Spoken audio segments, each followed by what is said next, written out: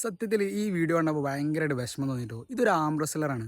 അദ്ദേഹത്തിൻ്റെ കഴിവിൽ നിന്നിട്ട് ഒരു ഗോൾഡ് മെഡൽ വാങ്ങിയിട്ട് 2 ഗോൾഡ് മെഡൽ വാങ്ങിയിട്ട് തിരിച്ച് നാട്ടിലേക്ക് വരുന്ന വഴിയാണ്.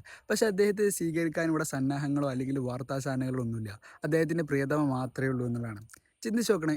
നമ്മുടെ കേരളത്തിൽ എന്തോരം വാർത്താ ചാനലുകളുണ്ട്. അതൊക്കെ പോട്ടെ, സോഷ്യൽ മീഡിയയിൽ എന്തോരം വാർത്താ ചാനലുകളുണ്ട്. ഇവർക്ക് ആർക്കും ഇതൊരു വിഷയമല്ല. ഇതൊരു വാർത്ത, കാരണം ഇതൊന്നും പബ്ലിസിറ്റി കിട്ടുന്നതല്ല, അല്ലെങ്കിൽ ഇതൊന്നും റീച്ച് കിട്ടുന്ന ഒന്നുമല്ല എന്നുള്ളതാണ്.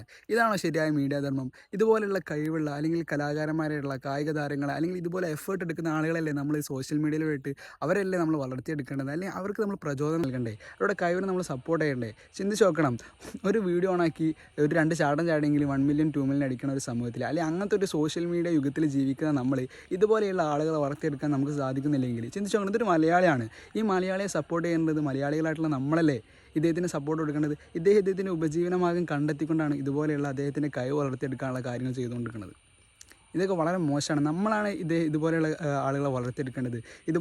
ഇദ്ദേഹം മാത്രമല്ല, ഒരുപാട് ആൾക്കാരുണ്ട് ഇങ്ങനെ കഴിവുള്ള, അല്ലെങ്കിൽ ഒരുപാട് ആൾക്കാരുണ്ട്. അവരൊന്നും നമ്മളാരും അറിയുന്നില്ല എന്നാണ്. അവരാരും അറിയപ്പെടുന്നില്ല. അവർക്ക് വേണ്ട സപ്പോർട്ട് നമുക്കാർക്കും കൊടുക്കാൻ സാധിക്കുന്നില്ല. അവർക്ക് സപ്പോർട്ടും പ്രചോദനമൊക്കെ നമുക്ക് നൽകാൻ സാധിച്ചിട്ടുണ്ടെങ്കിൽ അവരൊക്കെ എവിടെ എത്തുന്ന? അപ്പോൾ ചിന്തിച്ച് നോക്കി, ഇതുപോലെയുള്ള ആൾക്കാരെ വളർത്തിയെടുക്കുകയും സോഷ്യൽ മീഡിയ ഉപയോഗിച്ചിട്ടുണ്ടെങ്കിൽ പിന്നെ എന്താണ് ഇതിനെക്കൊണ്ടൊക്കെയുള്ള ഉപയോഗം?